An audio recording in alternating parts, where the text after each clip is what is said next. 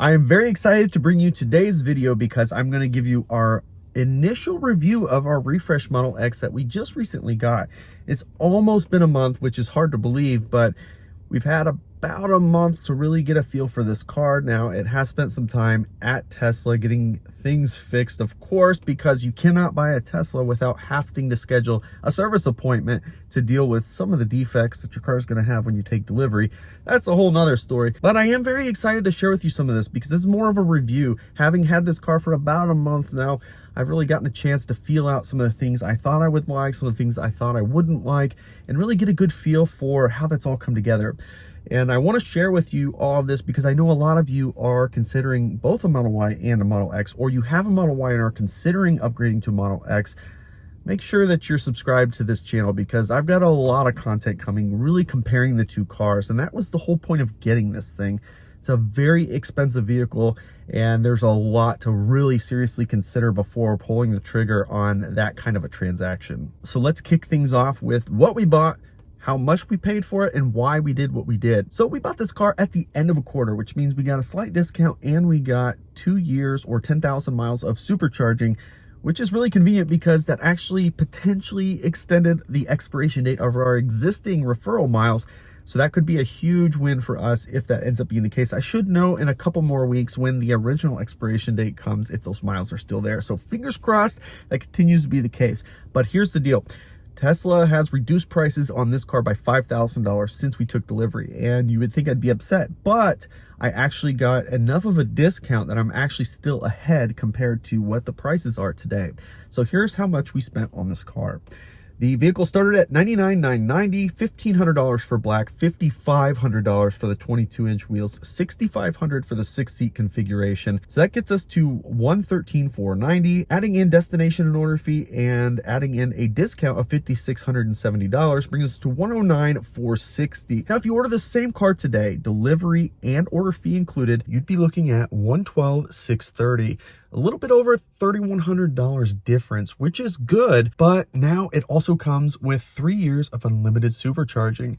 It is still a ton of money, even being $3,100 less. I started my health journey on January 1st this year, and while I've been staying mostly on track, I've been pretty good. I've lost 20 pounds at this point, and although the weight loss does feel fantastic, I have been depriving myself of energy, and it has to do with the type of diet that I'm on.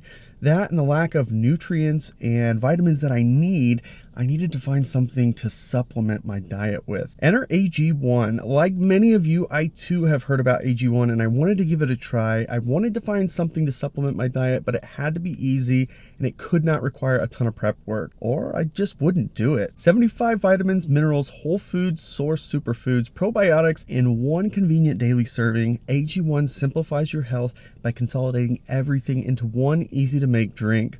1 scoop or travel packet, 8 ounces of water every day. That's it. No pills, no prep, just scoop, pour, and drink. Better yet, AG1 is gluten-free, no eggs, no sugar added, nut-free, dairy-free, no GMOs, no herbicides, no pesticides, no artificial colors, flavors, preservatives, or sweeteners. Go to the link in the description now to get your year's supply of vitamin D3, K2, and 5 travel packets for free with your first purchase. Although you can get the large pouch, what I find is the most convenient for me is the packs. I am constantly on the go, and I appreciate the flexibility it affords me to have the daily packs. It feels good losing weight, but it feels even better to do it when you're not sacrificing your energy or nutrition by doing it. And remember, AG1 is going to give my community an immune-supporting free 1-year supply of vitamin D and 5 free travel packs with your first purchase. Thanks again to AG1 for sponsoring this video. We went with black on black with 22-inch wheels, 6-seat configuration, and that's conflicting with a lot of things I say on this channel, but there's a reason for it. Because it was the end of the quarter, we needed to get a vehicle that was in inventory, and to get as close to the configuration we wanted, we had to get the 22-inch wheels. I was not crazy about that. It's a total waste. $5,500 for those wheels, definitely not worth it.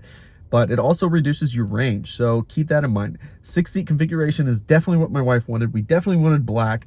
but we wanted white interior. I just could not find the right configuration with white interior, so we went with black. We're justifying it by saying once we tint the windows, it'll look even darker because it has black interior. So nothing wrong with that. I do wish we had white interior though, because it would look so sharp. So like I said, range, this thing comes with 348 miles of range. However, because we have these wheels, it is actually reduced to 330 miles of range, and that is the same range that the Model Y gets with the standard Gemini wheels.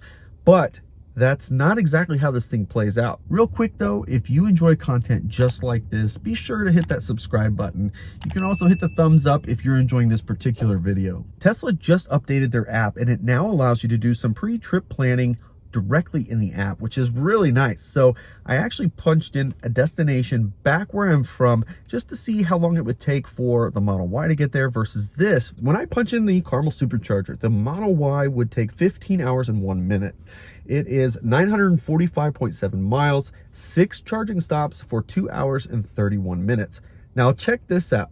With the Model X, it has more range, and it's actually going to allow me to go the more preferred route. This route that the Model Y is suggesting, it always suggests this, and going straight north from Chattanooga. It's fun if I'm on my own, but our oldest son, he gets car sick, so all the twisty roads, it is not ideal for us. We usually go the way that the Model X is going to suggest. The Model X shows 14 hours and 41 minutes, but it's another 40 miles, 984.9 miles, and it only has 5 stops and 2 hours and 5 minutes of charging. So almost 30 minutes less charging because of that extra range. But the other thing about that is it also charges faster. So slightly faster charging and more range, that adds into actual time savings on a road trip. So something really nice about that. And not only do we have more comfort, but we can actually get there faster. I want to talk about the elephant in the room, and that is vision only. I've been pretty critical of vision only in the past, and I'm still kind of critical of it. I think it's still 2 years later, still not up to par, which is super unfortunate. But this car is equipped with hardware 4.0. The good news is it has the new suite of cameras, and it has supposedly the radar underneath the bumper that's not activated yet. But it also does not have ultrasonic sensors, which is ridiculous, and vision only is going to handle dealing with the distance between objects around you. So that update is on the way. But I have to say, our 2021 Model Y has phantom braking almost every single day, and it has a lot to do with the specific roads that we're on, I believe. The road outside of our neighborhood is a 55-mile-an-hour road, 3 lanes in each direction, and because of the speed and because of the volume of traffic, I think that's what's causing it to have such an issue with phantom braking. In this car, however, it is so much better. I have not had a single phantom braking incident, and even when coming to a stop at a stoplight, it is much smoother than our Model Y is. So there are improvements happening there somewhere, and it is getting slightly better. However, with that and not having vision only completely ready, these front doors are supposed to open all the way and close when you get in and out of the vehicle. But because vision only is being used instead of ultrasonic sensors, it is now limited. So it will only open to the minimum level, and then you have to push it beyond that. Now you're gonna feel some resistance because they're on motors, and that's kind of not a comfortable feeling, especially when you're talking about wear and tear on a vehicle. So unfortunate that that still is not operable, but apparently that is coming soon with a software update. And with that also, you cannot add full self-driving yet. I plan on adding full self-driving subscription, and it is going to be really nice to be able to test hardware 4.0 versus our Model Y, which is vision only with no radar over time. I think that's going to be fascinating. However, because of a recall that is active from an NHTSA investigation, you cannot be added to the beta program. If your car does not already have beta, do not subscribe. Do not buy full self-driving, because you cannot use full self-driving, at least if you're looking for beta. Now, if you're looking for automatic lane changes and things like that, you can get those features, but you cannot get into beta right now when you add full self-driving. So until they get a fix for the issue with intersections, you will not be able to get all those features that you would pay a handsome sum of money for. Here are some of my favorite features of this car. The cooled seats, and having a black interior makes it even sweeter. The cooled seats are so nice, a feature I really wish we had in our Model Y. And as the Model Y was approaching the mid to upper $60,000 range, it definitely justified having cooled seats. Of course, my wife is right. 6 passengers is nice to have, especially on a day-to-day basis. Super easy to get in and out of the back seat. The second row, it does have a one press movement, so you can move either seat all the way forward or all the way back by the press of a button. It is kind of slow, and it is limited actually. The second row seats, you cannot move just the seat back. It's the entire seat moves and pivots all at once. So definitely interesting that it does that, but it's nice and convenient and definitely easier to get in and out of this thing. Not much needs to be said about this, but the air suspension on this thing rocks. It is super smooth on the highway, floats like a Cadillac. Even with these big wheels, you don't really feel that you're on big wheels with this air suspension. It's that good, and it does a really good job of active dampening. Like, this thing is working all the time to really give you that comfortable ride, and I'm very impressed. I'm very happy with that air suspension, something that would make the Model Y even better, but it's in this car and it's really good. Another thing I knew we would kind of like, I didn't realize how much we would like, is this screen in the back. I always thought it was kind of awkward that it was so low, but our boys love watching stuff in the back of this car. But what's even better is not just streaming Disney Plus, not just streaming Netflix, but doing it while you're driving. So while you're going down the road, the kids can be sitting in the back watching whatever they want to watch, and they're quiet and they're happy and they're content. That is a huge plus. I really like that feature, and you don't have to bring a bunch of downloaded movies and things like that. It's just streaming straight from that screen. Really nice to have.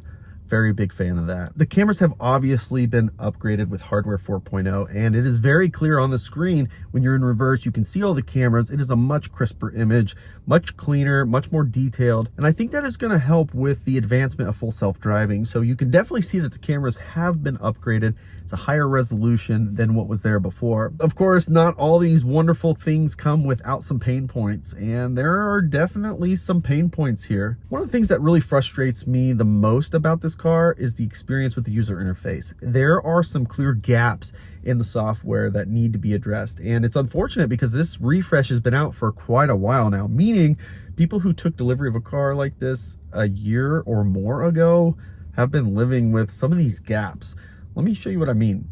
On the screen in front of me, it's nice to have that. However, all the visualizations for autopilot are right there. And because the back screen is black, it's sometimes really hard to see what's going on there. In addition, if you're not using navigation, there is literally nothing displayed on the left 1/3 of the screen.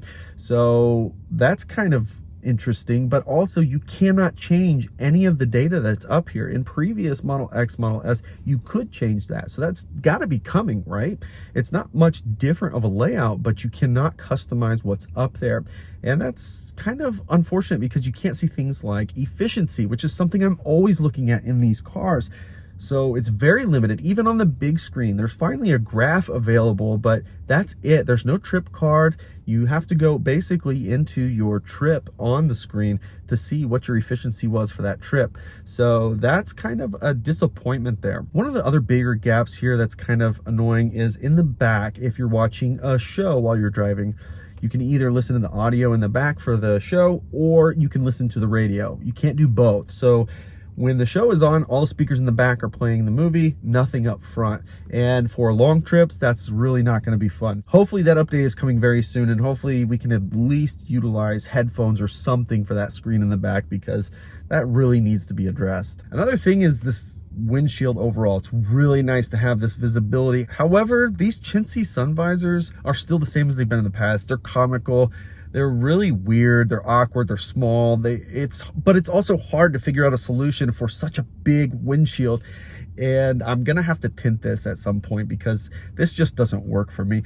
It's very hard to get these to cover the sun when you need it to cover the sun. Definitely one of the downfalls to having such a large windshield. One of the things that came with the refresh was this new actuating door for the charge port. And like many of you, I thought it was really cool, and I was excited to see that rolling out. However, in practice, when actually using it, I hate it. And here's why. In the Model Y, you just have that door flap. And in previous Model S and X, you just had a door that opened to the side. The point is, it was fast. This thing, as it actuates, it's actually moving in several different directions and different pivot points. It actually takes a measurable amount of time longer to open than the previous models. And that's not necessarily a big deal all on its own, but you're standing there with the handle ready to plug in because you're used to just plugging it right in. So it takes some time to get used to kind of standing there awkwardly, waiting for that door to open all the way. So I'm not sure how I really feel about that overall. So now it's time for you to get your crucifix out. You can crucify me now. Look in the comments. I'm going to be absolutely demolished for this, but I still hate the Yoke. I've had it for almost a month. I've tried very hard to get used to it. Some of the things I don't like about it are not going to be fixed with the round wheel, unfortunately, and that's the buttons. You know, some of these buttons are fine. Like the voice command is fine, the windshield is fine, the brights, whatever, but the turn signals and the horn, I really do not like this. When I'm trying to change lanes, I'm constantly looking down here because I still cannot get that muscle memory right of where the turn signal is to go left or right. I just keep getting it wrong, and it's very distracting when I'm trying to change lanes. Like one of the worst times for it to be distracting. So I'm still very much not crazy about that. The other thing is parking in parking lots. I don't care what anybody says. It's super awkward flipping this Yoke around. It just isn't that awesome. It looks cool. It gives you really awesome visibility, but this thing is just pointless in my opinion. And apparently enough people felt that way that it's now available as an alternative to the Yoke when you order the car. So I know I'm not alone in this, but there's a lot of people that are outspoken. So I'm sure in the comments, somebody's going to be destroying me as we speak. Now, this car did spend some time with Tesla getting delivery issues fixed, because when you order a Tesla, whether it's a $39,000 Tesla or a $139,000 Tesla, you're going to have to send it in for service right after delivery regardless. It's unfortunate. This is still the reality at Tesla. I don't understand how they can't figure this stuff out, but you know, it's not the panel gaps or anything like that. Fit and finish is really good on this car actually, but it is the paint. There were scratches everywhere and there's paint chips. This car was shipped in reverse on the top of a truck because the bumper on this thing has chips everywhere. And on top of that, the even worse part is the debris that's underneath the paint. So those divots are everywhere in the back, and that's not something that can be easily fixed. As a matter of fact, you have to basically repaint those portions of the car, and I don't want to send this thing to the body shop. It's not going to be perfect. It won't match right.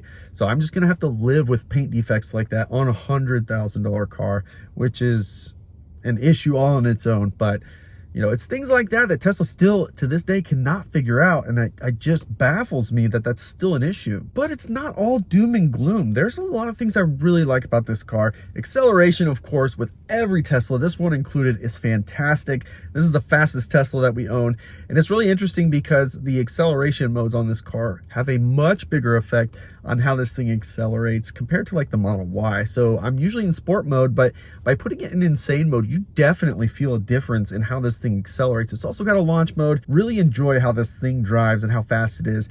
It's one thing to be zipping around traffic in a Model 3 or Model Y, but it's a whole nother thing doing it in a massive, heavy, big thing like this. It's just a lot of fun to drive is the point. Another thing that you will notice immediately about this car is this is not the Model X of the past.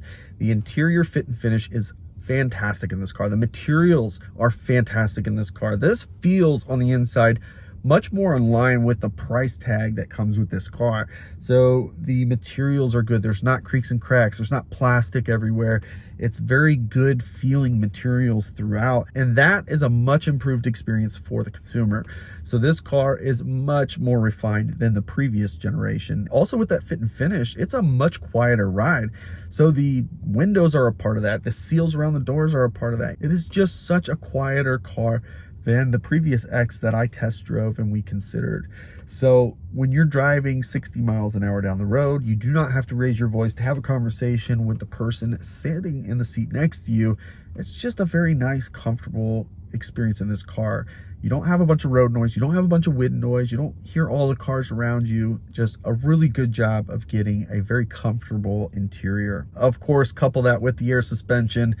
And this air suspension is fantastic. It's actively dampening. It's constantly making adjustments, and it is such a comfortable ride. Even with these 22s, I think I already said it, but you can't even tell that there's 22s on this car.